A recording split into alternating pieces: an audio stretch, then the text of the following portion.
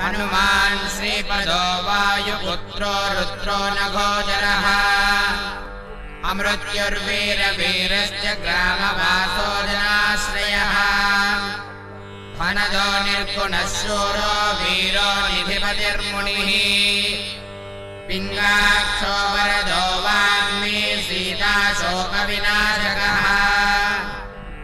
विवः सर्वं वरो व्यक्तो